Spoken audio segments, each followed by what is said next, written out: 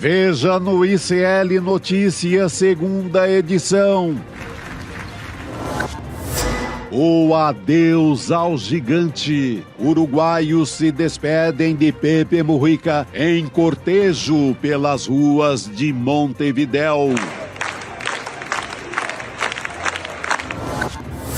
Presidente reage à imprensa. Lula encerra a visita à China e sai em defesa de primeira-dama Janja em polêmica sobre TikTok. Eu que fiz a pergunta, não foi a Janja. Foi só isso. Trump genérico ataca de novo. Javier Milei endurece regras para imigrantes na Argentina. O ICL Notícias, o jornalismo verdade, está no ar.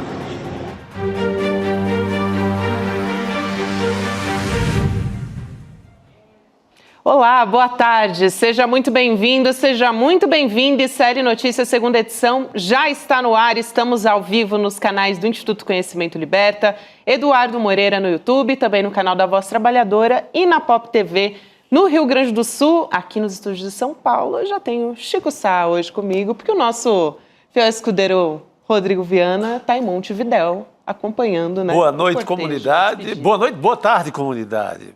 Eu estou no fuso horário aqui, atrapalhado. Boa noite, Gabi. Não, estava acompanhando o Rodrigo, direto de Montevidéu, que emocionante, né? Daqui a pouco ele vai estar com a gente.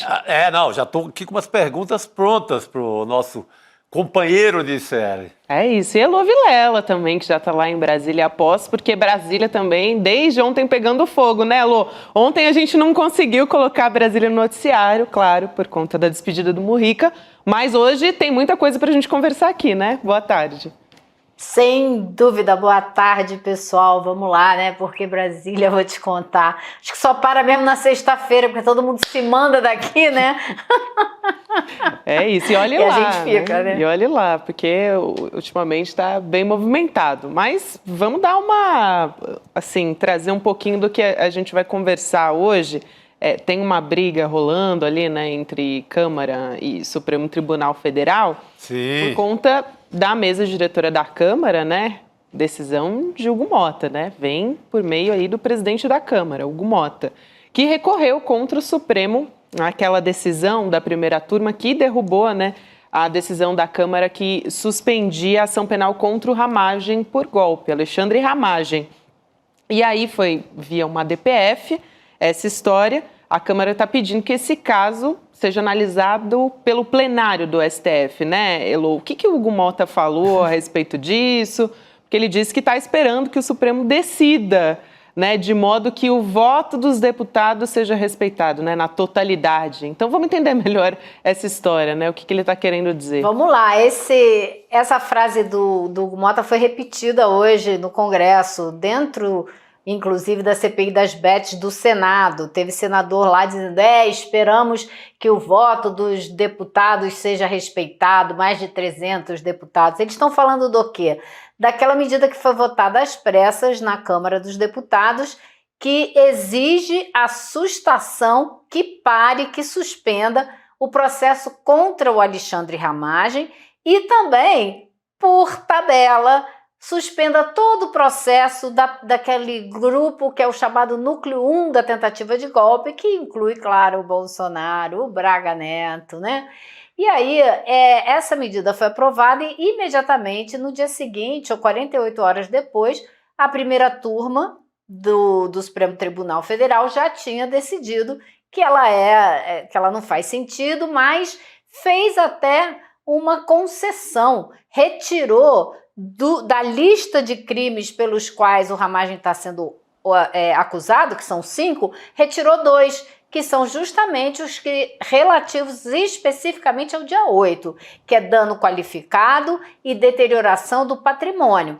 Tirou isso da lista, devolveu, falou, até aí vai. Bom, que não satisfeito, o Hugo Mota, em nome dos deputados que votaram a favor dessa medida, questionou o Supremo Tribunal Federal porque quer que o plenário do Supremo, e não a primeira turma, vote a respeito dessa matéria, exigindo que a opinião dos deputados, o desejo político dos deputados seja juridicamente aceito no Supremo Tribunal Federal. O resultado prático disso a gente já sabe qual é, porque se a primeira turma tem 5 ministros e os 5 votaram para tomar a decisão que tomaram, você só precisa de mais um voto no plenário para a maioria sair ganhando, e vai ter esse voto, porque vai ter mais de um com certeza, são 11, talvez 1 ou 2 no máximo votem contra essa medida, né? Então, chance na remota, prática, né, Lu? Chance nenhuma, eu diria, não diria nem remota, eu diria que é nenhuma mesmo, porque mais um voto só, claro que vai ter. Então, mas existe uma outra conversa que está rolando nos bastidores e no meio jurídico, e hoje eu conversei com umas pessoas e aí aprendi isso. Então, o que acontece, né?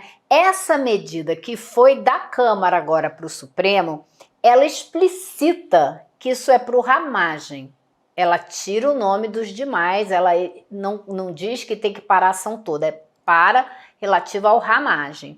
Ao mesmo tempo que ela admite que ele cometeu um crime, porque ela fala é um crime continuado, que começou lá atrás, mas que a partir de janeiro já não pode contar para ele porque ele foi diplomado. Então, ao negar que ele participe dessa outra parte, admite que ele cometeu um crime na primeira parte, tá? E aí querem apagar tudo, já que ele virou deputado. Não vai dar certo, né? Mas existe toda uma conversa rolando no bastidor que é a seguinte: se você legitimar essa ideia que saiu da primeira turma de retirar esses crimes do dia 8 das costas do ramagem, o que no outro lado da moeda você está dizendo? Que o pessoal que estava lá no dia 8 só cometeu aqueles 2 crimes de dano qualificado e de deterioração do patrimônio, o que reduz e muito as acusações contra eles e as penas contra eles. Então, você legitimar essa decisão no plenário do STF pode ser uma maneira de você reduzir as penas de todo mundo que ainda está preso por causa do 8 de janeiro. Então, dessa maneira, o Hugo Motta dá aos congressistas a chance de dizer que ajudaram esse pessoal e livraram parte da culpa do ramagem sem tensionar demais a situação com o STF, e fica todo mundo mais ou menos melhor na foto. Então eu não duvidaria, e aí essa parte é chute meu, interpretação minha, até aqui não, foi o que eu ouvi com as pessoas que têm circulação no meio jurídico. Mas eu não duvidaria que exista, antes do envio dessa discussão para o STF, que tenha havido uma costura entre o Hugo Motta e o STF, talvez mediada pelo Michel Temer, que tem acesso ao Alexandre de Moraes ou outros interlocutores, mas o mais provável seria mesmo o Temer, para que isso já chegue lá com todo mundo entendendo o que está acontecendo, inclusive para o Alexandre de Moraes ter retirado esses 2 crimes, né, das costas do ramagem. Então pode haver aí um acordão para dar uma aliviada para alguns, mas manter o que a gente quer que seja muito que seja mantido, que é a acusação que pesa contra os principais núcleos dos articuladores, dos mandantes, dos arquitetos, dos que se beneficiariam da tentativa de golpe. Faz sentido, né, Chico? Faz todo sentido. Até pela declaração do Barroso. Sim, não, é a malandragem, uma tremenda malandragem, mas é a cara dos acordos do Brasil. Acordo do... o Barroso com aquele jeito sonso dele, deixa passar, o outro ajeita para cá e, na prática, livram mesmo. Não havia uma obsessão de livrar toda aquela canalhada que quebrou a sede dos 3 poderes. Não era uma grande obsessão? Acho que com isso eles conseguem. Eles conseguem sem fazer outro tipo de malabarismo. Então, eu acho que a Elô decifrou a malandragem total com esse bastidor. Posso aproveitar, Chico e Elô, e trazer aqui a fala do Barroso lá em Nova York, né? Porque ele falou durante um evento do jornal Valor. Ele disse que não existem cotoveladas entre Judiciário e Câmara. Olha o que ele falou sobre o Hugo Mota especificamente, Elô, para você também poder comentar. Ele diz o seguinte, abre aspas, alguém elegante como Mota não dá cotovelada em ninguém, e nem eu. Não é um atrito e nem uma crise, é algo que conversamos de forma civilizada. Pensamento único só existe em ditadura. Então, acho que também tem um recado aí do Barroso, né? Todo mundo amaciando. Eu amacio daqui, tu amaciando ali, e a gente passa a perna em todo mundo e livra aquela canalhada toda que quebrou Brasília no dia 8 de um crime maior. Já diminuiu a pena aí, quem tem 14 anos vai passar por 7, olhe lá. E por aí vai mais um acordão nacional. Sabe o que mais me preocupa e que eu sei que existe esse pensamento dentro da cabeça de vários ministros do Supremo? Quando Barroso diz assim, alguém elegante como Mota, você lembra de quem? Eu lembro na mesma hora do Tarcísio. Sim. Tarcísio é a versão supostamente civilizada do Bolsonaro. Sim. E na hora do vamos ver, muitos desses atores que estão falando em elegância agora vão apostar em um candidato como ele. Esse é assim, o sentimento que isso tudo, né, o sabor, o desgosto que isso deixa no meu paladar, entendeu? Nossa, com certeza. Acho muito boa essa lembrança. A leitura é perfeita, é essa, aponta para esse tipo de caminho, né? Até porque as declarações do Hugo Mota sempre vieram nesse sentido, já dizendo não tem a menor chance da gente pautar a anistia. Mas quando ele estava como candidato à presidência da Câmara, o tom era outro. Ele já dizia, não dá para igualar as pessoas que estavam ali na Praça dos Três Poderes, né? Elas estavam, foi um quebra-quebra, foi meio nesse tom. Ele deu uma entrevista para uma rádio falando assim, aí depois que assumiu a presidência, viu que, assim, não estava indo muito nesse sentido, o caminhar das coisas. Então ele mudou e disse, não, eu não vou pautar anistia, isso não é prioridade na Câmara. Mas a gente sabe como é que funciona o centrão. Então, desse jeito. Ele, quando mandou esse questionamento para o STF, ele disse algo do tipo, só existe harmonia entre os poderes quando eles todos estão usando o mesmo diapasão. E o mesmo diapasão não pode ser a elegância do deputado e da educação do ministro. O diapasão é a Constituição, é a lei. É a lei que rege o país e que devia servir igual para todo mundo. Esse tinha que ser o diapasão e não uma conversa de gente elegante, bonita e sincera que toma chá das 5, né? E uma conversa em Nova York, né? Uma conversa, digamos, um pouco mais cara para todos nós. Deve estar tomando uísque, né, Chico? Deve estar tomando uísque, isso sim. Devia assim, o que é que tem? Qual o dever do Supremo? Zelar pela Constituição. Vamos aplicar isso aqui e pronto. Está resolvido. É para isso que eles estão lá. Exato, e que muitas vezes foi nesse sentido. Né? Acordo. Aplica a lei e vamos embora. O Elô, mas tem uma outra história da Câmara que ontem a gente não teve a oportunidade de falar, mas que é importantíssima, né? Que é essa CPI das bets. Senado, né? Circo, né? No Senado. Isso, no Senado, perdão, Chico. Obrigada até. Porque foi muito tumultuado ontem. Sim. Enfim, foi uma palhaçada, né? Na verdade, total. Gente. Foi assim, autopromoção de influencer, uma coisa assim. Mas, enfim, basicamente foram dias tumultuados nos últimos dias por causa dessa CPI, que está no Senado, como ressaltou aqui o Chico, que está ouvindo influencers que participaram, né, fizeram propagandas de casas de apostas. Então, hoje foi a vez de uma outra personalidade, aí, o Rico Melquiades, que foi questionado pelos senadores. Ontem foi a Virgínia, né? E esse Melquiades, ele tem mais de 10 milhões de seguidores e se auto-intitula embaixador de uma casa de apostas que não tem autorização do Ministério da Fazenda, nem para operar, só que funciona com uma decisão liminar. Isso até acontecia bastante antes dessa regulamentação, né, Elô? E aí a senadora Soraya Tronic, que também é relatora da CPI, ela pediu que o influencer, né, mostrasse como é que se joga o jogo do tigrinho durante essa sessão. Então vamos ver como é que foi isso e a gente volta a conversar. Vamos. Meu Deus. Aí o tigrinho soltou a carta. O tigrinho soltou a carta? Aham. O que é isso? É um ganho. Aí se completar, eu ganho. Se ele completar aqui, eu ganho. Então tá. Completou. Completou, você ganhou. Aí eu ganhei R$120. Aí eu paro ou continuo. Aí no caso que eu vou fazer, Foi um grande ganho. aí eu paro a rodada, pronto. Vamos jogar a cobrinha agora? Eu não quero mais jogar. Mas eu gostaria que você nos mostrasse. Não, mas só que aí eu tô induzindo o pessoal a estar jogando. Gente, eu não quero. Eu fiz o ganho, eu não quero mais jogar. Olha, eu quero dizer, antes de tudo, para para nossa comunidade de espectadores, que qualquer um desses joguinhos é roubo. Você não vai ganhar nada. Aí ele ganhou nessa simulação, mas você não vai ganhar. E essas bets têm levado parte do orçamento, inclusive o orçamento para comprar a alimentação das famílias brasileiras. Principalmente as famílias mais pobres. Então não caiam nessa roubalheira. Isso é roubo. E não tem outra palavra. É jogo de azar / roubo. Isso.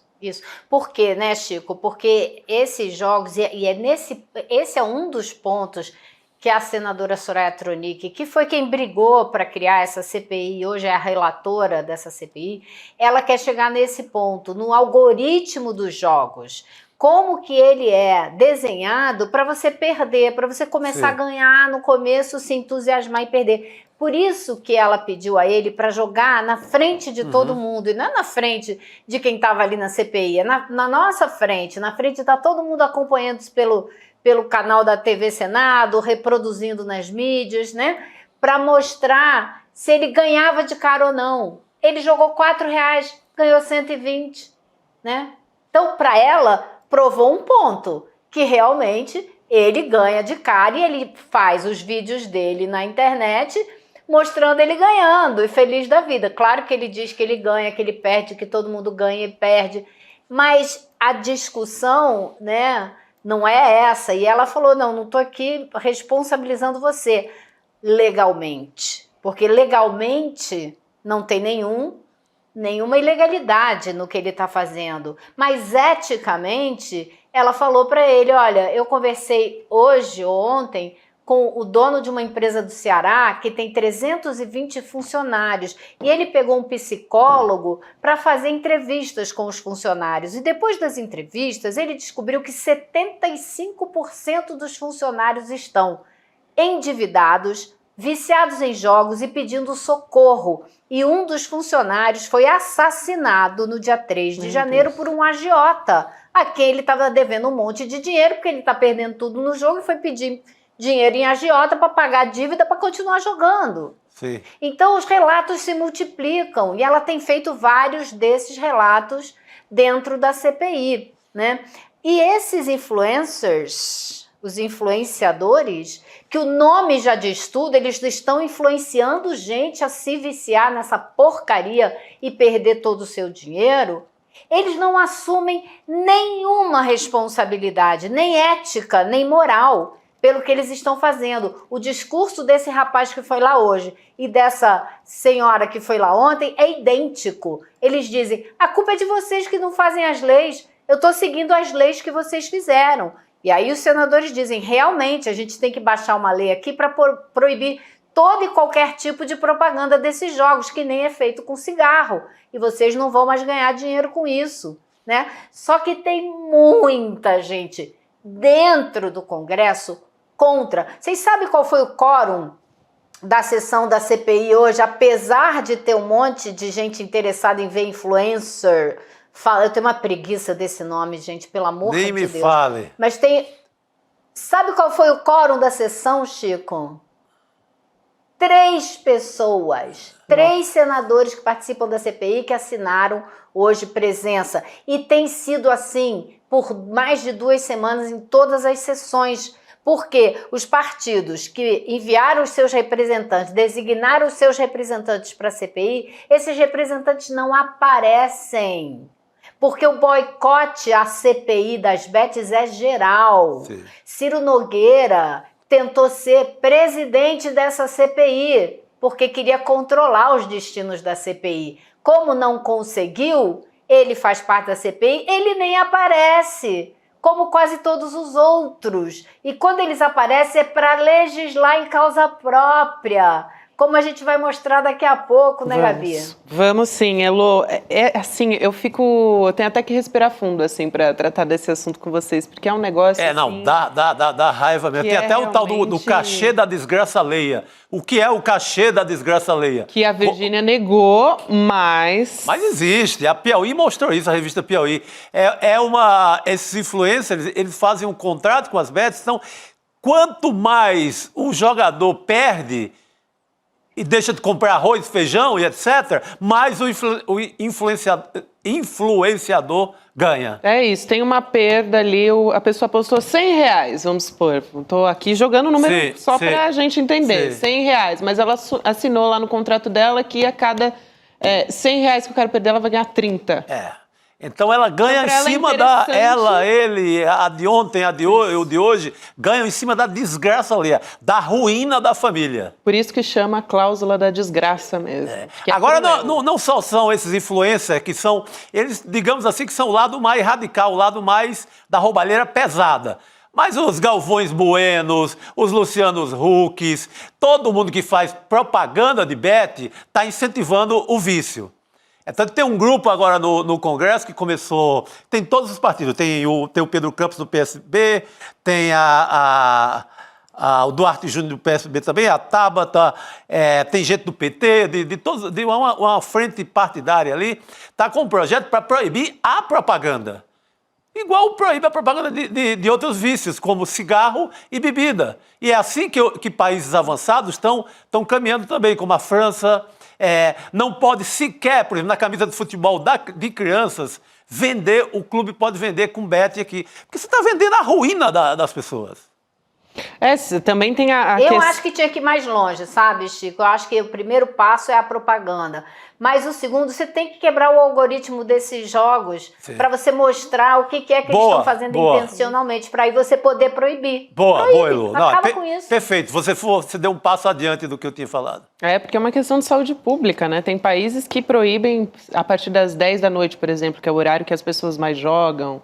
Enfim, e não tem nem estrutura da saúde pública para lidar com a quantidade de pessoas que a gente ainda nem sabe qual é o tamanho disso. Exato. Né? Porque, enfim, é algo que ainda não tem um controle, então a gente não sabe quantas pessoas estão doentes, né? De fato, como essa pessoa que a Elô contou, que morreu porque pegou dinheiro com a agiota para continuar apostando. Olha, especialista assim, do centro do Hospital das Clínicas, que cuida de viciados em jogos, já falam numa epidemia.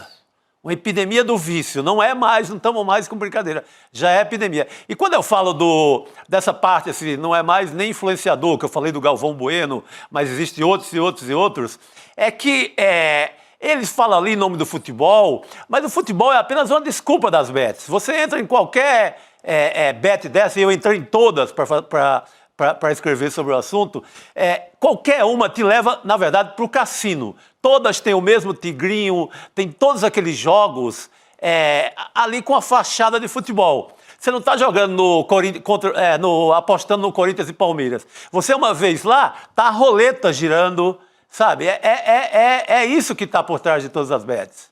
O futebol é muito usado, porque é popular, é usado como desculpa. É uma isca para levar as pessoas para a jogatina de azar. Duas coisas super rápidas. Primeiro, o senador Cajuru foi na comissão ontem para dizer que ele foi contratado pela Record para ganhar R$5.500 por mês, mas o dinheiro dele mesmo, firme, vai ser de publicidade. E que ele conversou com o João Roberto Marinho, da TV Globo, e que o João Roberto disse a ele que se acabar o dinheiro das propagandas das bets, as TVs vão quebrar. Ora, por favor, já existia televisão muito antes de existir bet. E a outra coisa, num país desigual como o nosso, onde tem gente desesperada para dar um jeito de sair do buraco, você jogar uma coisa dessa para a população, ela pega desesperadamente para ver se consegue, né, respirar. Então não é justo. Todo mundo tem bet. A Globo agora tem sócia de uma de Las Vegas, da MGM. Todas têm. A Record, todo mundo tem bet. Então, claro que eles vão louvar as bets até o fim. É isso, eu vou aqui, claro, a gente tem que seguir com o programa, mas só eu imagino como a população brasileira se sentiu, a gente também, né, vestiu, assim, uma máscara de palhaço ontem com o senador indo tirar foto, né, com a influenciadora, que, aliás, usou a sessão para se autopromover, aliás, usando roupas que eu nunca vi ela usar na vida, né, sempre apareceu, assim, arrumada. Ontem estava com uma aparência, assim, de ingênua, de não sei do que está acontecendo.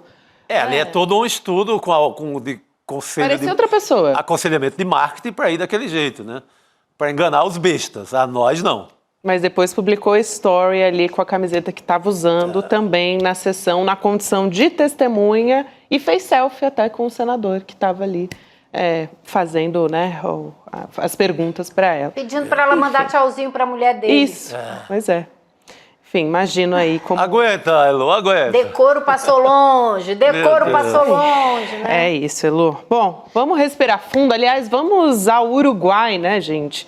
Porque lá em Montevidéu a gente tem a despedida do ex-presidente Pepe Mujica acontecendo. Ele está sendo velado em Montevidéu. O Rodrigo Viana acompanhou esse primeiro dia de homenagem, estava no início do cortejo que passou ali pela cidade, né, nas ruas de Montevidéu. A gente tem as imagens também. Vamos acompanhar? Vamos lá. Hasta siempre, viejo querido. Era assim que Pepe Mujica era chamado carinhosamente no Uruguai. O cortejo fúnebre, para a despedida dele, ajuda a contar a história desse militante. O cortejo começou ali na sede da Presidência da República, que ele exerceu durante 5 anos. Depois passou pelo edifício onde fica o MLN, grupo guerrilheiro no qual Pepe Mujica atuou. E passou por aqui também, ó, a sede do MPP, Movimento de Participação Popular, uma das alas que integra a Frente Ampla. O curioso é que quando a gente entra aqui no edifício sede do MPP, a primeira imagem decorando o ambiente, olha só, Lula ao lado de Mujica, no famoso fusquinha azul do líder uruguaio. Essa foto é icônica. Tem também o início do velório, que vai até amanhã, e a gente tem as imagens também que o Rodrigo Viana acompanhou. Vamos lá.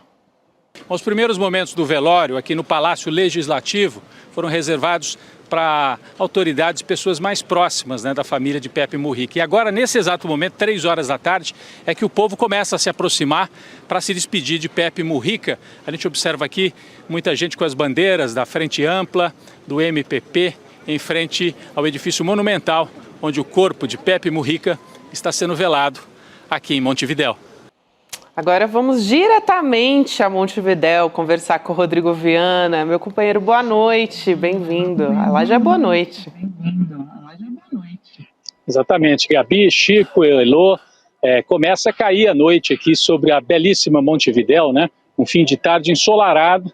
Eu até esperava muito frio por aqui, mas um dia até bonito para a despedida de Pepe Mujica. Vocês viram aí as imagens, o cortejo fúnebre passou pelo centro, né, o centro histórico ali de Montevidéu, saindo da Praça Independência, onde fica a sede da Presidência da República. Depois fez 2 paradas, né, nas 2 forças políticas na qual atuou Pepe Mujica. O MLN, o grupo Tupamaros, né, o antigo grupo dos Tupamaros, grupo guerrilheiro no qual ele atuou. E fez uma parada também, vocês viram ali no MPP, que é o Movimento de Participação Popular, é uma das alas da Frente Ampla, e é o partido, é a força política do atual presidente Yamandu Orsi. Vocês viram ali a foto, né? A importância que se dá a Lula aqui no Uruguai e a importância também de Lula nessa despedida de Pepe Mujica. Quando eu cheguei aqui, Chico, Gabi, Elô, todas e todos que nos acompanham na fila, né? Aqui conversando com os uruguaios, com as uruguaias, eles falavam: cadê o Lula? O Lula vem? O Lula está chegando? E aí a gente tem informação de que o presidente Lula mandou avisar lá da China, né, onde estava encerrando aquele giro pela Ásia, que vem ao velório amanhã. Está confirmado. Lula é esperado às 12 horas, na hora do almoço de amanhã, quinta-feira, a presença do presidente Lula, também do presidente da Colômbia, Gustavo Petro, do presidente do Chile, o Gabriel Boric, presidentes de esquerda, parceiros, né, de Mujica, ao longo desses anos todos. Agora, o interessante, eu já passo para vocês aí em São Paulo, o interessante é notar que a direita uruguaia também respeitava muito o Mujica, viu, Gabi? A gente viu aqui a presença de 2 ex-presidentes de direita no velório, prestando as homenagens ao Pepe Mujica. Não é a extrema-direita, é a direita liberal. Os presidentes Lacalle Pou, que era o presidente agora, que acabou de sair do poder, e Lacalle Herrera, na verdade, pai e filho, né, do Partido Nacional. Subiram aquela escadaria que tem aqui no fundo, olha, não sei se dá para ver porque está ficando escuro, sim, mas subiram aquela escadaria e prestaram a homenagem a Mujica ali, no salão do Palácio Legislativo. A gente tem até a foto, eu estou vendo aí na tela, o Lacalle Pou, ex-presidente de uma força liberal de direita, prestando a homenagem. E aí o pai, né, que foi presidente nos anos 1990, o Lacalle Herrera, também homenageando o Mujica. Mais cedo, né, esta homenagem, essa despedida começou ali na sede da presidência. Quem colocou a bandeira do Uruguai, o caixão de Mujica, foi o atual presidente Yamandu Orsi, que é, de certa maneira, um herdeiro, né, político do Pepe Mujica. E a gente tem imagens também, tanto no momento de colocar a bandeira ali no começo desse cortejo fúnebre e depois do Yamandu Orsi aqui dentro, no Palácio Legislativo, ao lado da viúva, a Lúcia Topolansky, que é a companheira de vida inteira, né, Heloísa? Ontem você até destacava isso, né? Como foram companheiros desde a militância, desde a ditadura, desde a prisão e depois na democracia, e nesses anos todos a Lúcia aparece aí nestas imagens, a Lúcia Topolansky, né, no momento de cobrir o caixão do Mujica, e agora há pouco também, aqui à tarde, ela estava ao lado de outras autoridades, do lado do caixão onde acontece o velório. Nesse momento, uma fila gigante, gente. São 3, 4, 5 quarteirões aqui no entorno do Palácio Legislativo, em que os uruguaios, as uruguaias e alguns brasileiros com os quais eu conversei agora há pouco, vieram para homenagear. Vai andando lentamente esta fila, agora já anoitece, parece até que tem mais gente agora à noite, terminou, né, o trabalho, as pessoas estão vindo para cá para fazer essa homenagem. O velório continua amanhã e o presidente Lula, Gabi, como eu disse, confirmou presença e até se manifestou, né? Hoje ele voltou a falar sobre a importância de Pepe Mujica para o mundo, né, Gabi? A gente tem essas imagens, Rodrigo. Sei que a Elô quer fazer também perguntas. Enfim, é claro, a gente quer conversar com você, deu a tônica aí do clima, né, de como que está essa despedida do Pepe Mujica, mas o presidente Lula se manifestou já sobre a morte, dizendo que ele ainda está na China e vai diretamente até, né, vão segurar ali a despedida do Mujica para o Lula poder chegar a tempo de se despedir do Mujica. Então a gente tem essa imagem de Lula falando sobre esse amigo de longa data, o Pepe Mujica. Vamos assistir. Eu conheço muita gente, eu conheço muitos presidentes, eu conheço muitos políticos, mas nenhum se iguala à grandeza da alma do Pepe Mujica. Ele era efetivamente uma figura excepcional. Eu, quando visitei ele agora no Uruguai, eu tinha certeza que era a última vez que eu ia ver ele com vida. Tinha certeza porque ele mesmo dizia que estava no fim. Ele não escondeu em nenhum momento a gravidade da evolução da sua doença.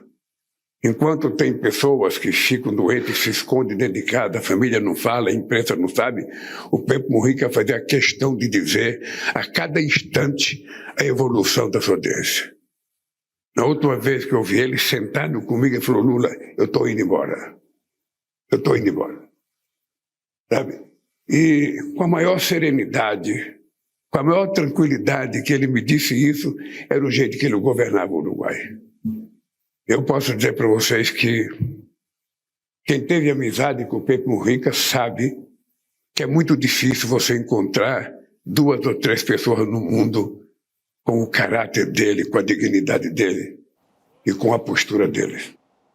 Aliás, só uma correção aqui, o presidente Lula ele já encerrou as agendas lá em Pequim e já está se dirigindo a Brasília, deve chegar aqui à noite para daí depois partir para Montevidéu, onde ele chega amanhã. Elô, você queria fazer uma pergunta para o Rodrigo, vai lá. Eu queria, o presidente Lula cancelou até a agenda dele toda manhã no Espírito Santo, sexta-feira, para poder ir para o Uruguai. Mas, Rodrigo, eu queria saber se já deu para você perceber aí, desde que você chegou, se existe muito mais uma tristeza pela perda ou se é uma celebração do legado, né? Dá para sacar, assim, se tem essa diferença? Importante você fazer essa pergunta, Elô. Mais cedo eu falei exatamente sobre isso no ICL Urgente. É claro que existe tristeza, velório sempre é um momento de despedida e de tristeza, mas é uma tristeza com serenidade, que aliás é uma característica, eu diria, aqui do Uruguai, né? Um país de pessoas mais serenas, né? Então é uma despedida.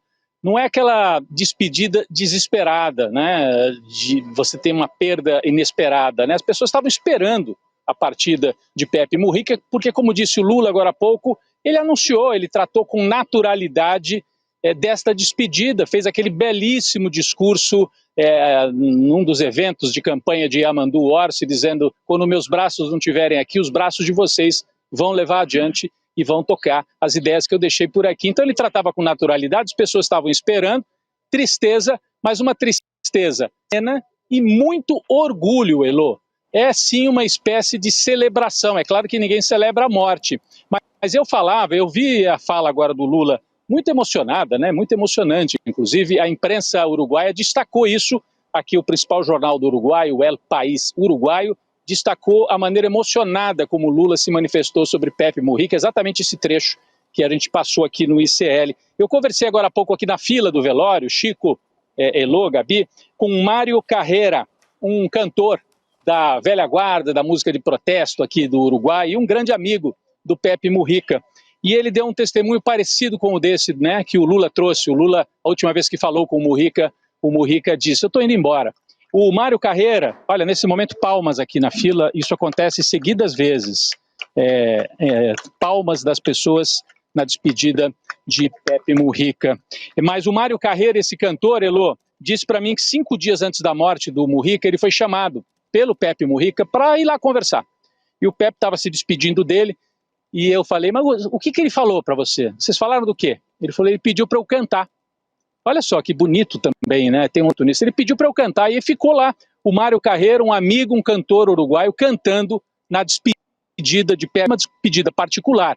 E eu perguntei: vocês conversaram? Ele falou: conversamos. E por incrível que pareça, ele falava muito de presente e de futuro. O que a gente podia fazer pelo futuro do Uruguai, da América Latina e do Brasil? Então, não dá para ter uma despedida triste, né? Melancólica, de um homem com esse porte, né, Elô? Então, acho que eu tentei aqui explicar ou responder esta tua pergunta importante para a gente trazer qual é o clima aqui nesta fila que vai andando lentamente aqui na despedida de Pepe Mujica. Gabi?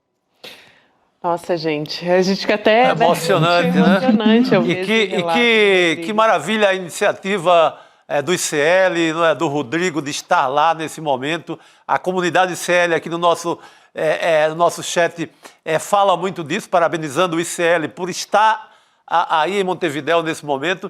E, Rodrigo, eu gostaria de comentar contigo o seguinte: você falou da presença de políticos de direita nessa despedida ao Pepe Mujica. Aqui no Brasil, eu vi em manifestos vergonhosos na internet e redes sociais a extrema-direita dizendo coisas do tipo: já vai tarde, falando da atuação dele como guerrilheiro e esculhambando a memória do Pepe Mujica.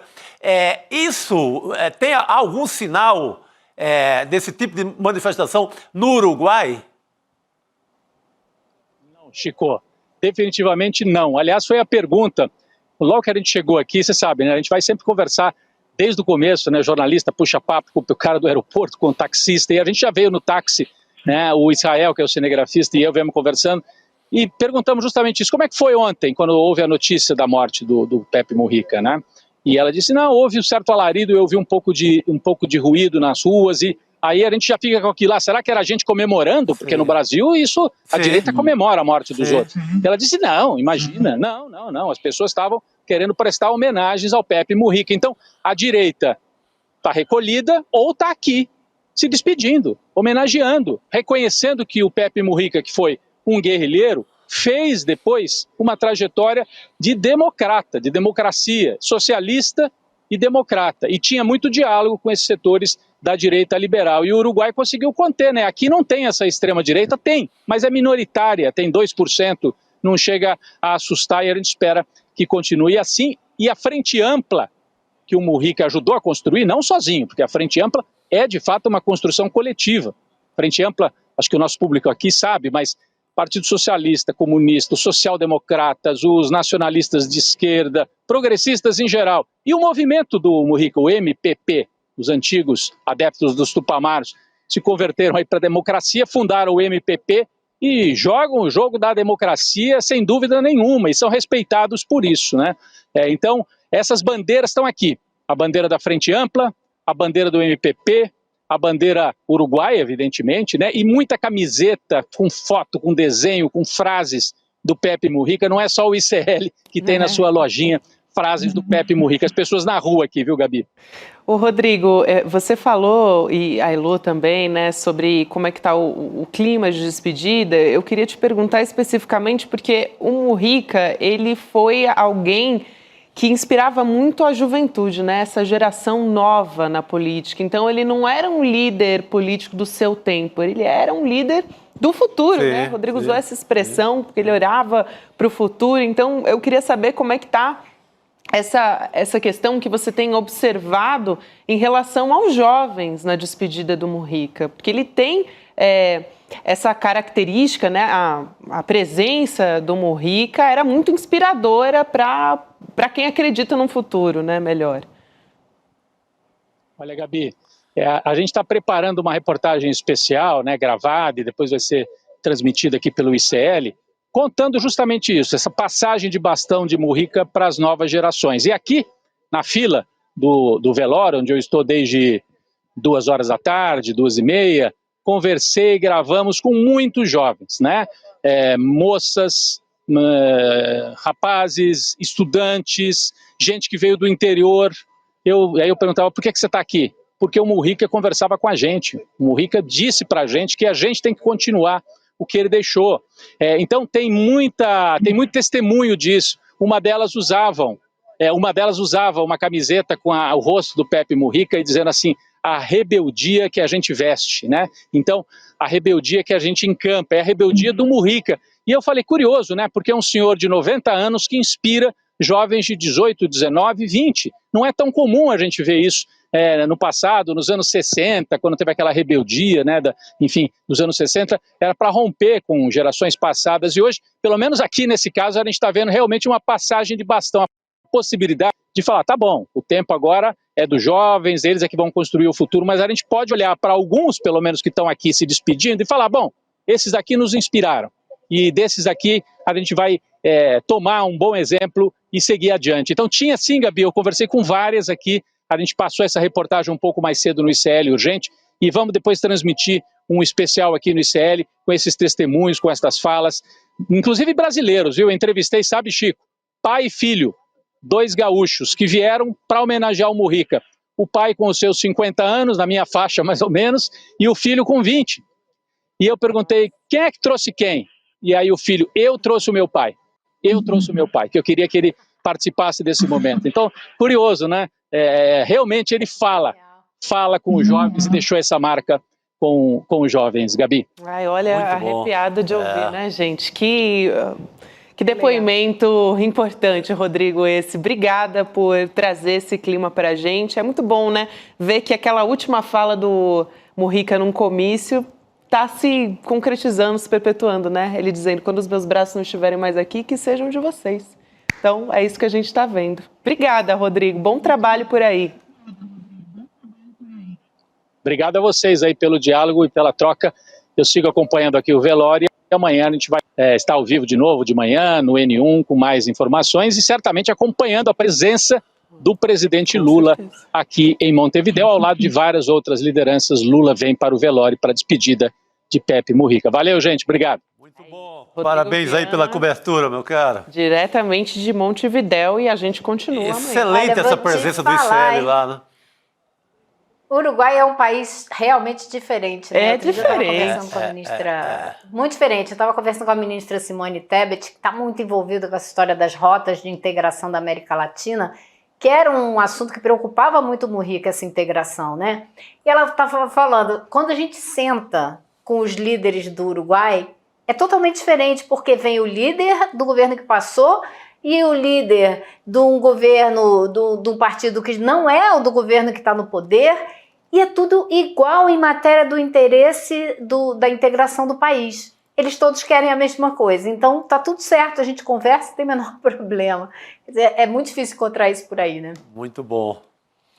É muito difícil mesmo. Nossa, e que privilégio, né? A gente ter o Rodrigo Viana aqui, a nossa equipe do ICL Notícias, mandar um enviado especial para acompanhar essa despedida, né? De uma inspiração. Importantíssimo, muito bom. Aqui para a esquerda, né? Para os progressistas aqui na América Latina e para o mundo, né? Porque ele transcende fronteira. A gente fica pertinho, né? Isso. Porque o Rodrigo lá, a gente fica pertinho Me senti do que está assim. acontecendo, o sentimento que está lá, exatamente. Não, e o Rodrigo, que além de repórter, claro, ele tem um conhecimento de América Latina, é o objeto de estudo dele, é estudo acadêmico, então conhece tudo de América Latina. Exatamente. E é um apaixonado por Montevidéu, hein? Vou te contar. Totalmente. Vai de férias, vai a trabalho, vai qualquer hora para lá. Política, né? E pro jornalismo, e por aí vai. Então, a gente tem o privilégio aqui de acompanhar essa reportagem do Rodrigo Viana. Bom, vamos nessa. A gente vai seguir aqui com notícias. Aliás, falando em legado, né? Em pessoas que a gente se inspira politicamente, enfim, filosoficamente, a gente tem agora as matrículas da segunda turma da nossa pós-graduação do ICL. Então, quero lembrar você que vai ser amanhã, né, Chico Sá? A gente vai ter a segunda turma do nosso curso Repensando o Brasil, Sociedade, Política e História. Então, para quem não conseguiu fazer a sua inscrição, né, a sua matrícula para a primeira turma, agora tem uma nova oportunidade e a gente tem uma aula magna, que é uma aula gratuita, inaugural, com o nosso Gessé Souza, nosso professor sociólogo, né, autor de diversos livros e até best-sellers aqui, é ele que vai trazer essa aula magna que aliás, a gente vai colocar aqui na tela, mas é porque as elites odeiam o povo brasileiro. E aí, na sequência, vem Eduardo Moreira também, junto com ele, para apresentar como é que vai ser as condições dessa pós-graduação, tem condição especial para quem assistir a aula amanhã, então vale a pena, né? Vale muito a pena. E o GC aí faz uma pergunta, talvez seja a grande pergunta nossa como brasileiro, né? Gente, mas por que essa elite nunca larga de odiar? Você pega lá um pouco pré-1888, antes daquela fajuta abolição da escravidão e tal, e até hoje, você vê aí o debate para abolir o sistema, o regime de 6 dias trabalhados por 1 de folga, volta essa mesma elite da qual fala o Gessé, volta com tudo. É isso. Você tem agora um dos maiores economistas do Brasil, todo dia de plantão nas TVs brasileiras, para defender o arroxo e o congelamento do salário mínimo. Essa mesma elite da qual fala Gessé Souza. Ainda com espírito... Que foi exatamente o mesmo discurso que o Tarcísio de Freitas fez. É a plataforma de campanha do Tarcísio. Ou seja, é método, está, né? No editorial do Estadão, está no editorial da Folha, está no que pensa essa imprensa hereditária no Brasil, está na boca do Tarcísio, está no Palácio dos Bandeirantes, assim, é a elite pensando nisso com a sua plataforma de governo. Daí essa pergunta importantíssima do Gessé. A gente tem que acordar e fazer todo dia essa pergunta que o Gessé faz. É isso, gente. E aí, Chico, a gente tem uma pós-graduação que, assim, não sei se as pessoas, né, assim, às vezes, a gente começa a falar de pós-graduação, a pessoa vai fazer outra coisa. Mas, gente, a gente está tendo uma pós-graduação que tem, assim, o DNA do ICL junto com a tradicional faculdade, né, de Sociologia de São Paulo, que é a FESP. Então, juntou as duas coisas e trouxe professores como a Marilena Chauí. Imagina que privilégio ter aula com a Marilena Chauí. Então, a gente deve até... Gabi, vou confessar, vou fazer uma inconfidência aqui. Confesse. Porque às vezes a pessoa fala, pós-graduação, deve ser tão difícil, não tem condição de fazer isso. Eu estou fazendo. Opa! Eu estou fazendo.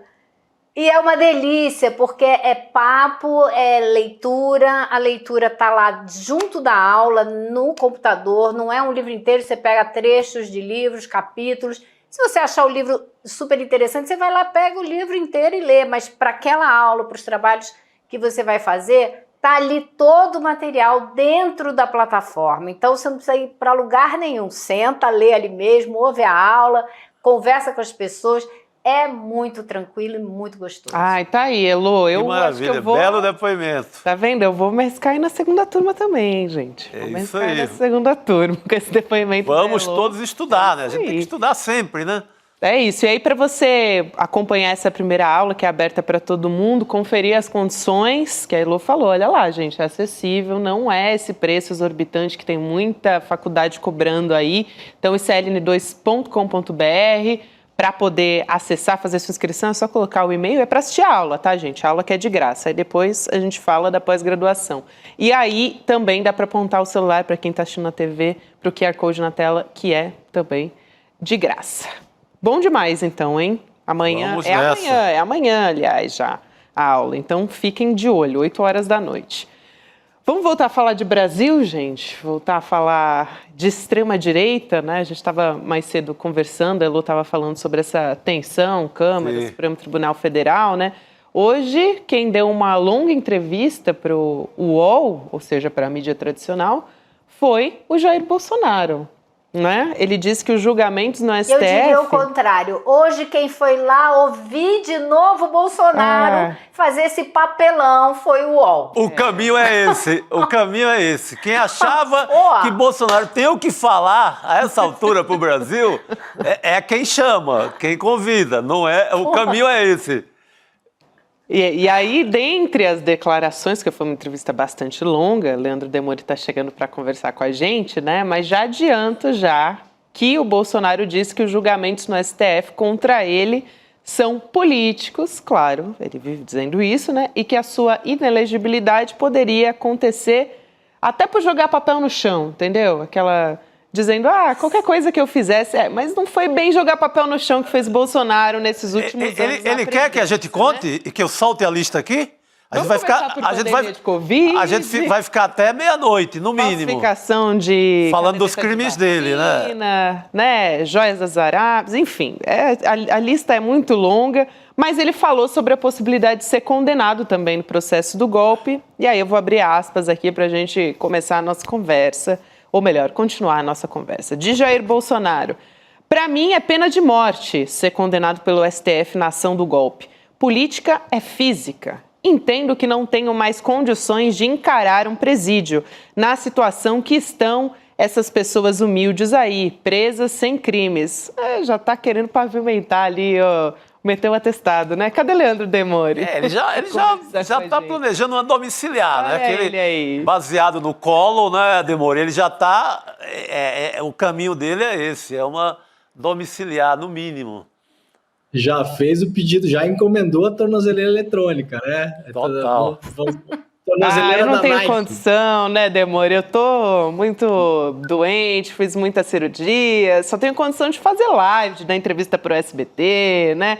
Esse tipo de coisa tem condição, mas aí enfrentar uma prisão não dá, Subir em carro de som, fazer passeata em Brasília. Viajar, né, o Brasil inteiro para fazer propaganda, é isso. Já balançar no jet ski pode, né? Na lancha, né? Exato. Agora, vejam os movimentos. A semana passada a gente estava no ar com a Elô, acho que foi na quinta-feira de manhã, no N1, e a gente teve essa conversa, a Elô até falou, olha, tomara que seja isso mesmo, porque é o que eu tô torcendo, né? E a gente falou no N1, estava falando sobre o Malafaia, sobre a influência que o Malafaia de fato tem sobre o Bolsonaro, né, que desse entorno do Bolsonaro, aí é o único que fala para o Bolsonaro que o Bolsonaro não vai ser salvo pelo Trump, né, o Bolsonaro tem essa fantasia ainda na cabeça dele, que ele vai ser candidato, ele tem certeza disso, que o Trump vai salvar ele, que ele vai conseguir tirar no ano que vem com a mudança do TSE, né. Entram lá os ministros que foram colocados pelo Bolsonaro na presidência do TSE, então o Bolsonaro ainda acha que vai ser o candidato, por isso que ele ainda está com uma dificuldade de largar o osso e não tem ninguém que chega e fala para ele que ele não vai ser o candidato. Então ele está no movimento, Gabi, também de conversando com a imprensa, dando entrevista, né? Toda semana vocês podem notar que o Bolsonaro está em algum lugar, está na CNN, está no SBT, está na Folha de São Paulo, e aí... A semana passada a gente falou sobre isso, né, Lô? Essa semana vejam os movimentos. Os assessores mais próximos do Bolsonaro foram a público e falaram que o Bolsonaro é o único líder da direita e que se a direita não quiser compor com o Bolsonaro, eles ameaçaram de soltar uma chapa puro sangue da família Bolsonaro. Isso foi falado agora, no final de semana, né? E o Bolsonaro apareceu com a Michelle Bolsonaro, que a gente tinha falado lá na semana passada também, olha, a Michelle é a carta do Bolsonaro, pelo menos para cavar aí um vice na chapa do Tarcísio, né? Então, olha, vem aparecendo Michelle. E hoje soubemos que o Eduardo Bolsonaro está voltando para o Brasil. Então, a grande questão aí que se coloca é que realmente o Bolsonaro está vendo que todo mundo já está convencido que ele não vai ser candidato, menos ele, né? Então eles estão aí, Chico, desesperados, hein, Elô, para manter a posição, manter o rei em cima do tabuleiro, né? Mostrar que o jogo não está perdido e que todo mundo tem que aglutinar em cima dele, quando na verdade as forças políticas todas, como a gente já mostrou aqui no ICL também, já migraram aí para o Tarcísio, querendo uma chapa que seja com o apoio do Bolsonaro, com a indicação de voto dele, ele subindo em caminhão de som, indicando alguém para ser votado, mas que não seja nem ele e nem ninguém da família dele. Então o movimento que a gente está vendo por enquanto é esse. Claro. O que ele falou do Tarcísio nessa entrevista, né? Ele falou, o Tarcísio é muito bom, isso e aquilo, mas ele precisa de experiência. Aí quando perguntou, quando o UOL perguntou para ele, e a Michelle... aí ele pode ser, ou seja, ele só admite alguém com sobrenome Bolsonaro, por enquanto, até hoje. E nada mais. Ele deu até uma cobrada nos governadores de direita, fez uma cobrança sutil de que não estão defendendo como ele gostaria, não estão defendendo anistia, nem uma possível candidatura do Bolsonaro. Ou seja, quebrar com a questão da condição inelegível e conquistar uma candidatura. Ele cobrou dos governadores essa defesa. Ele acha que os caras estão só pedindo voto e já esqueceram dele. Então ele deu essa cutucada aí na moçada. E essa semana... Ele tem razão, né? Sim, tá todo mundo querendo o voto do cara. Dele que falou, né, da família Bolsonaro, falou da Michelle, na verdade, né, o Silas Malafaia. Silas Malafaia. Falou, gente, tem que lembrar da Michelle, né, essa semana, falando. Então, só o porta-voz dele, Agora, né, a coisa essa mais insuportável que eu achei dessa entrevista foi a falsa equivalência que ele tentou traçar entre o abuso do sistema judiciário, o lawfare, que foi usado contra o Lula, e ele chamar o que está acontecendo com ele de lawfare também. Isso, assim, é absolutamente insuportável, porque eu tenho certeza que para muita gente com pouco conhecimento dos detalhes dos dois processos, isso passa numa boa. São dois ex-presidentes, são dois processados, então é tudo a mesma coisa. Né? Como se não tivesse um envolvimento direto do juiz com o promotor, no caso do Lula, como se não fosse um caso em que não tinha prova nenhuma contra ele, que era tudo fantasia, um apartamento que ele nunca teve, um sítio que ele nunca teve, enfim. E o Bolsonaro com todas as provas arroladas no processo, ele gravando o vídeo, dizendo o que ele queria fazer, né?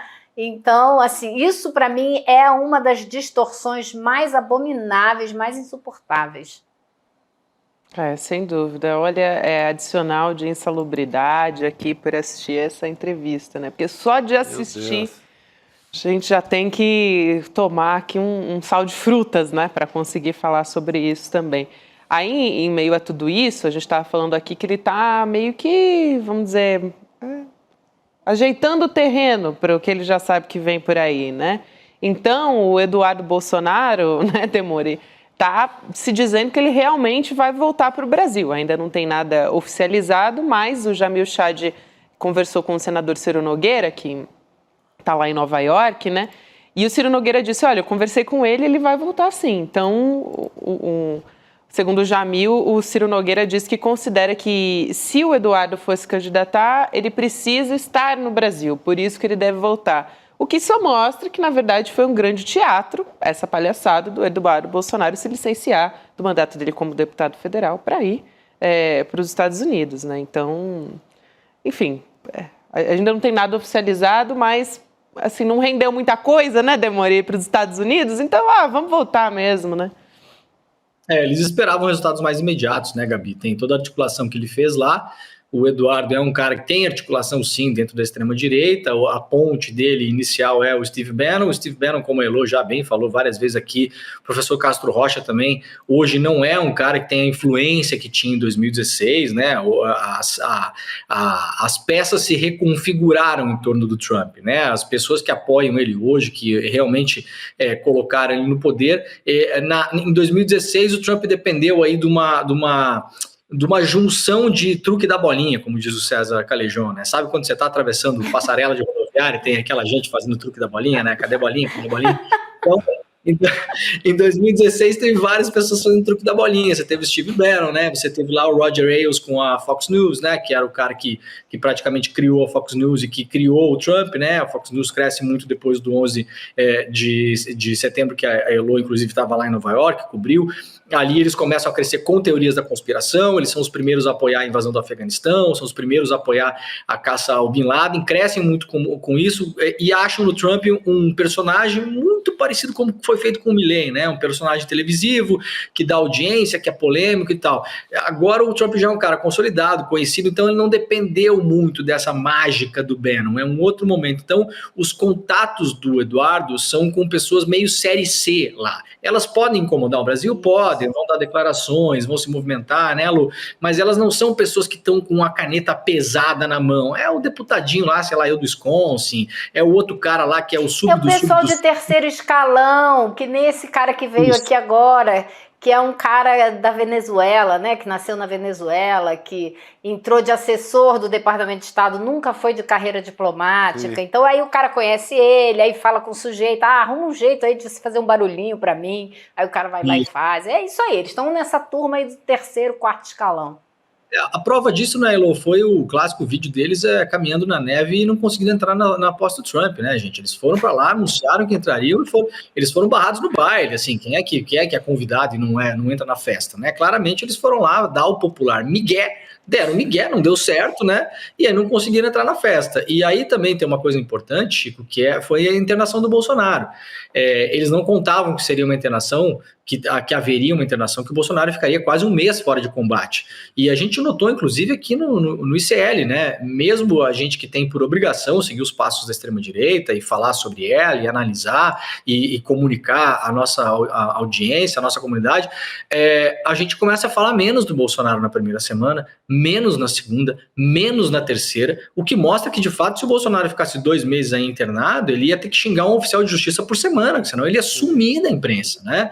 Então ele some da imprensa, ele começa a desaparecer, ele tem que criar um fato, ele xinga lá o oficial de justiça, ele bota o vídeo na internet, isso e aquilo. Chegou no ponto que, olha, eles estão reagrupando o time, o Eduardo precisa voltar, o Malafaia tem que dar entrevista para dizer que é a Michelle, o Bolsonaro tem que dar entrevista na Folha, tem que dar entrevista na CNN, tem que se reposicionar, porque senão a gente viu, né, Elo, 1 mês internado, você já diminui pela metade a quantidade de vezes que a imprensa fala do Bolsonaro, e ele sabe que esse processo pode ser muito rápido, né?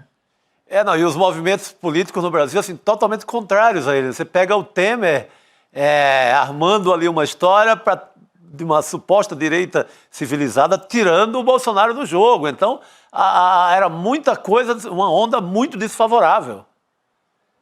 Não é? Você pega, para voltar a falar dos editoriais, eu gosto de falar dos editoriais de jornais porque ali é a voz do dono, não é a voz dos nossos queridos amigos repórteres bravos que estão lá prestando seu serviço para o jornalismo. Mas os editoriais, eles falam pela elite paulistana, eles falam pela Fiesp, eles falam por quem tem dinheiro em São Paulo. E esses editoriais, o que é que eles veem? Qual a linha dele ultimamente? É muito Tarcísio e que Bolsonaro atrapalha qualquer jogo da direita hoje. Então, muita coisa desfavorável. Eles têm que parar o jogo e conversar com o time para realinhar, porque estavam realmente perdendo muito terreno. A gente estava falando aqui do Milley agora, acho que vale a pena a gente trazer uma informação do quanto o Milley está querendo seguir os passos do Donald Trump lá na Argentina, né? Apesar de também estar aí entre os países taxados, né? No fim das contas, não sei qual é a vantagem que o Milley leva nessa história, a não ser dizer que é aliado do Donald Trump, né? Porque agora ele emitiu um decreto para restringir também a imigração na Argentina, meio parecido com isso que Trump está fazendo nos Estados Unidos. Então, o que ele está fazendo, né? Ele quer que os estrangeiros que visitem lá a Argentina, o país, tenham que pagar para usar serviço público. Então, saúde, universidade, segundo o Milei, agora ele quer dificultar, né, a imigração na Argentina também, a imagem do seu, vamos dizer assim, do seu amigo Donald Trump, né? O Milei tá fazendo muito mais fumaça do que fogo nessa história, né, Gabi? Porque, na verdade, se você for olhar, cada vez eu me convenço, cada vez mais que o Brasil é o melhor lugar país do mundo, né? Vem um dinamarquês aqui caindo de morto, a gente joga ele em cima de uma mala do SUS, toca uma Macarena para ele, bota, dá remédio, faz tudo de graça, né? Os outros países estão todo mundo cobrando, né, Chico? Você cai, você tá ferrado, né? Agora, o Milei tem uma questão, Gabi. A minha mãe, aliás, estava essa semana aqui em casa, né? Minha mãe mora até hoje na fronteira com a Argentina lá. O doutor Milei, ninguém tá querendo ir para a Argentina não, meu filho. Os argentinos estão lotando o supermercado da cidade da minha mãe. Lá todo dia ela vai no supermercado, Chico, tem umas 40 plaquinhas pretas, assim, aquela plaquinha preta e branca, assim. O pessoal tá desesperado comprando comida no Brasil, gente. Ninguém quer ir para a Argentina, gente, pelo amor de Deus. Isso é só para você realinhar mais um pouco de populismo junto com essa história de imigração. A Argentina tem uma questão há muitos anos ali, principalmente com os bolivianos, né? O pessoal que vai morar lá, os bolivianos são os imigrantes muito combatidos pela extrema-direita, né? Eles são uma espécie de os latinos dos Estados Unidos. Na Argentina foca-se muito nos bolivianos, né? Uma parte dos peruanos também, que vão fazer os serviços mais pesados e tal, mas não é um problema de imigração como se tem, né, na Europa, não tem, passa longe disso, né? Então tá aí, Gabi, fazendo só propaganda e querendo ser puxa-saco do Trump, sabe? A troco de nada, né? A troco de, sei lá, banana, porque não tá tendo nenhum benefício nessa história e vai continuar puxando o saco. Né? Porque ele tá taxado nos mesmos 10% do resto da América Latina. Né? Exatamente, isso. Assim como o Brasil. Mas sempre mobiliza o sentimento nacionalista, né? Para reavivar os ânimos da base dele e dizer que ele está lutando pela qualidade de vida dos argentinos, que esse povo que vem de fora aí não pode atrapalhar. É o mesmo jogo do Trump. Sim. É isso aí. Demore, valeu por hoje, querido. Bom falar contigo. Tava com saudade também. Olha, tá frio lá no sul, hein? Tá frio lá no sul. Também, hein? Aqui também tá frio. Tá chegando frio, prepare-se. Estão 10 minutos. Eu vou fazer fogo na minha lareira. Boa, garoto. Você merece. Valeu, querido. Até mais. Aliás, a gente comentei aqui rapidinho do porta-voz, né, do Bolsonaro, o Silas Malafaia, gente. A gente vai ter sexta-feira mais episódio, né? Segundo episódio vem aí. Tô aqui na espera. Tá ansioso? Pelo amor de Deus. No alvo vem aí. Então, e dá pra... Você sabe que dá pra receber antes o episódio? Sim, se você assinar... rapaz. Já fui no caminho certo. É isso, icl.com.br/news. Se você assina a newsletter do ICL, você recebe antes o episódio do No Alvo. Olha o formulário, olha a moleza. Só o e-mail.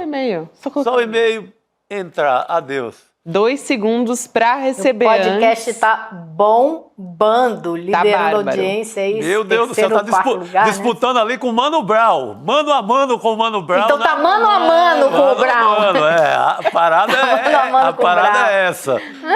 Não estamos fracos, não. Não, nem um pouquinho, viu, gente? Olha, o Igor Mello, a Juliana Dalpiva, eles foram ali, gente, eles reviraram a vida inteira do Silas Malafaia e da família dele para entender a origem desse dinheiro aí, né? Desse jatinho. Tem vários pormenores. Ontem eles vieram até aqui conversar com a gente, porque o Malafaia foi publicar, né, um vídeo querendo dizer que era mentira e tal, e eles pegaram ponto a ponto, mostramos aqui os documentos.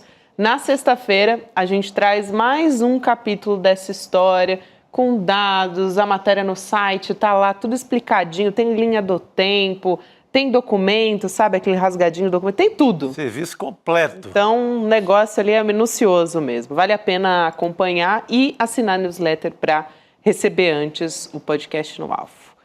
Bom, a gente continua aqui falando de Brasil, mas, na verdade, o presidente Lula está lá tá a caminho, né? Estava na China até hoje de manhã, cumprindo a agenda dele, deu uma entrevista coletiva que foi onde o presidente Lula falou sobre o Mujica. E também nessa entrevista do presidente Lula, nessa coletiva, ele respondeu às matérias da imprensa, né, falando sobre a primeira-dama, a Janja, que teria causado um mal-estar durante uma reunião com o presidente chinês, o Xi Jinping, né? Que história é essa? Foi um jantar, né, Elô, isso. Foi um encontro em que ela fez uma pergunta sobre os efeitos do TikTok aqui no Brasil, não foi isso? Até se você quiser explicar um pouquinho melhor, enquanto a Cris Serra está se ajeitando aqui. Eu acho que a acusação é essa, né? A acusação da imprensa de que ela teria causado um mal-estar ao pedir a palavra e falar sobre o TikTok. Mas eu acho que a gente vai ver o que o Lula disse, né? Explicando o que foi que aconteceu. Exato. Porque ele estranhou, porque foi um vazamento. Como a Elô disse, foi um jantar. Então foi uma pergunta que ela fez durante um jantar, como é que essa história vazou para a imprensa. Vamos assistir a fala do presidente Lula. Na sequência, a Cristina Serra vem com a gente. Vamos lá. Primeira coisa que eu acho estranho é que como é que essa pergunta chegou à imprensa? Porque estava só meus ministros lá, o Alcolumbre e o Omar. Então alguém teve a pachorra de ligar para alguém e contar uma conversa que teve num jantar em que era uma coisa muito, mas muito confidencial e uma coisa muito pessoal. E depois, eu que fiz a pergunta, não foi a Janja. Eu que fiz a pergunta. Eu até fico perguntando, que eu vi na matéria que um ministro estava incomodado, ficou incomodado. Se o ministro tivesse incomodado, deveria ter me procurado e pedido para sair. Eu autorizaria ele sair da sala. Eu fiz uma pergunta para ele, eu não fiz uma pergunta, eu perguntei ao companheiro Xi Jinping se era possível ele enviar para o Brasil uma pessoa da confiança dele para a gente discutir a questão digital, e sobretudo o TikTok. E aí a Janja pediu a palavra para explicar o que está acontecendo no Brasil, sobretudo contra as mulheres e contra as crianças. Foi só isso. Aí, a Cristina Serra já está na tela com a gente. Cris, boa noite para você. Já vou te passar a palavra. Oi, Gabi, boa noite. Elô, Chico, muito bacana estar aqui com vocês. Olha, muitas coisas para comentar sobre esse episódio, mas eu vou me ater aqui a duas questões. Uma, de fato, eu não acho que seja apropriado a primeira-dama falar sobre esse assunto num jantar entre chefes de Estado, que é uma ocasião formal, longamente preparada pelos corpos diplomáticos dos dois países. Tudo nessas ocasiões tem um roteiro, tem formalidades e tudo mais. Os canais diplomáticos e governamentais existem para isso. Então, pelo que a gente sabe, porque a gente não sabe exatamente o que aconteceu, né? Porque teve um fofoqueiro que estava lá dentro e saiu e contou, vazou para alguém, mas a gente não sabe exatamente a circunstância, né? Porque, apesar da formalidade que eu mencionei, pode ter acontecido alguma situação em que a primeira-dama tenha sentido ou tenha se sentido à vontade para falar alguma coisa, para fazer algum comentário. Nós não sabemos exatamente o que aconteceu. Então, fica sempre aquela dúvida. Então, por isso que eu digo, em princípio, meu ponto de vista é que os canais diplomáticos e formais têm que ser respeitados. Porém, a gente não sabe exatamente o que aconteceu, qual foi o tom exatamente da fala dela, foi pergunta, não foi? O Lula perguntou e ela fez um comentário, e se ela comentou sobre essa questão de mulheres e crianças, isso tem pertinência, porque a gente sabe o estrago que as redes sociais fazem no mundo, no planeta. Essa é uma questão que tem que ser sim discutida pelos chefes de Estado, embora elas envolvam grandes empresas, né? Então, qualquer decisão sobre controle, moderação dessas redes, são as empresas que fazem, mas os países têm seus instrumentos de pressão e, eventualmente, né, podem criar regulações. Enfim, é um campo vasto para ser discutido entre governos e empresas. O TikTok é uma rede social chinesa de um proprietário chinês. Enfim, esse é um aspecto. E, por último, a segunda coisa que eu queria comentar a pessoa que vazou essa informação certamente é alguém que não gosta da primeira-dama, que se sente incomodado com ela, com a presença dela, com as atitudes dela. Porque você não vaza uma informação dessa assim, de uma forma, até onde eu consigo entender o que se passou, de uma forma bastante leviana, né? Se é para contar a história, conta direito o que aconteceu, né? Mas parece assim que lançou essa informação, né, revestida de uma dose de veneno. Sim. Corte é assim, né? As instâncias mais altas do poder são assim, elas são verdadeiras redes de intrigas, né?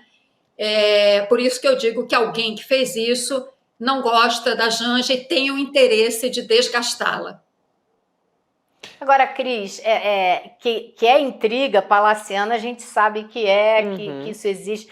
Mas seria melhor essas intrigas ficarem dentro do palácio, né? Porque a pessoa que participa do governo e vai fazer um tipo de fofoca dessa está desgastando o governo do qual ela participa, evidentemente.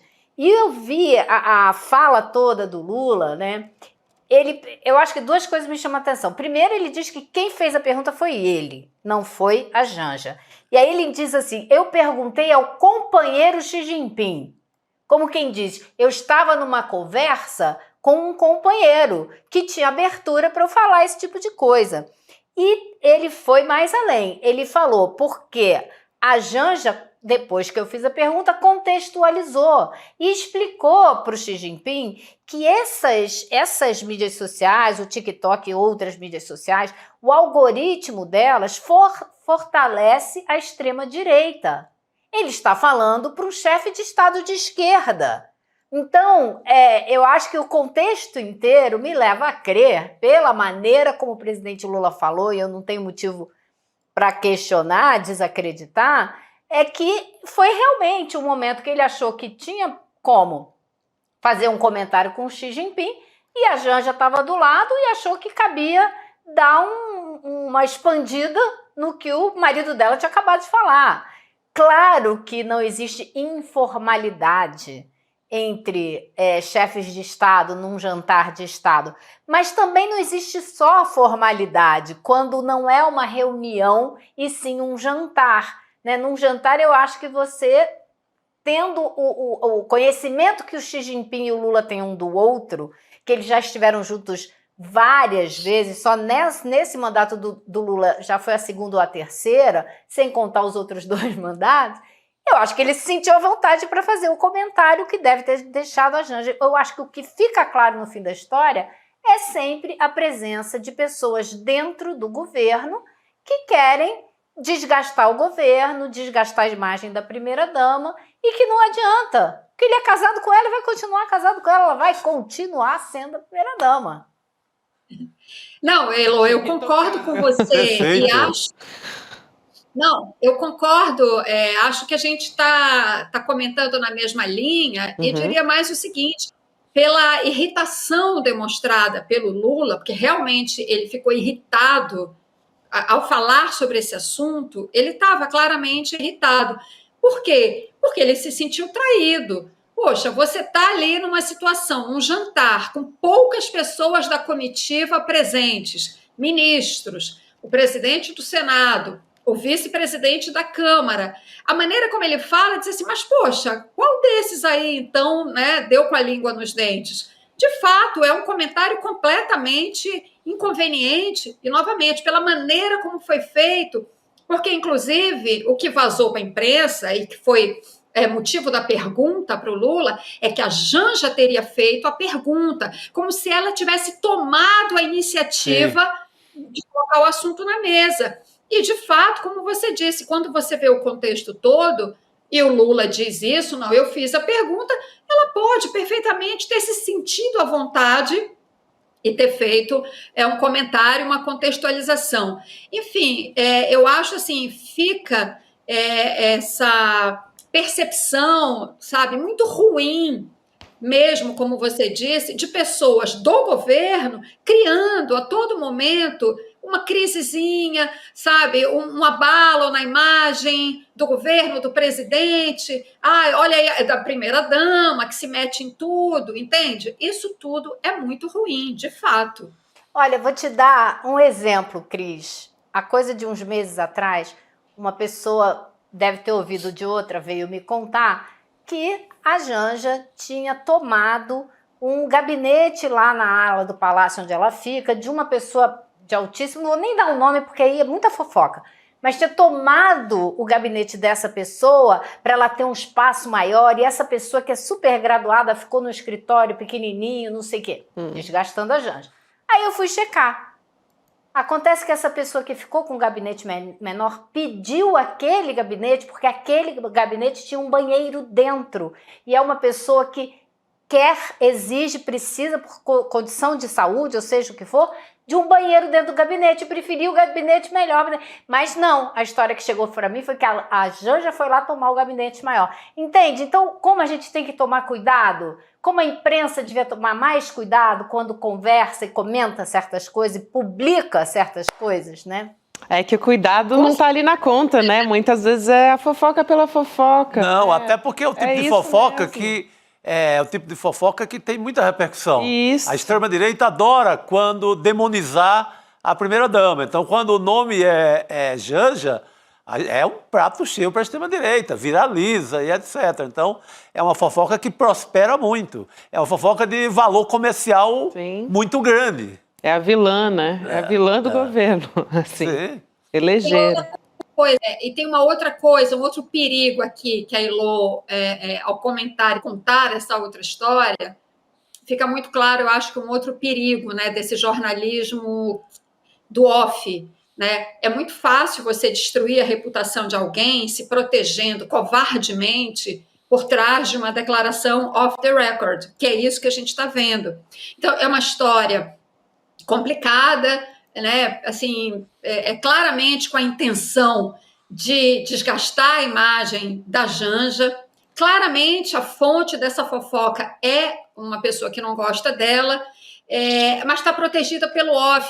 E a imprensa repete e repercute histórias, né, de fontes sem ter o cuidado, por exemplo, como essa situação que a Ilô aqui reportou, e isso vira verdade, entendeu? E isso vai ficar na internet. Daqui a alguns anos você vai pesquisar, Janja se meteu na conversa do Lula com Xi Jinping e perguntou e deu palpite sobre o TikTok. Entende?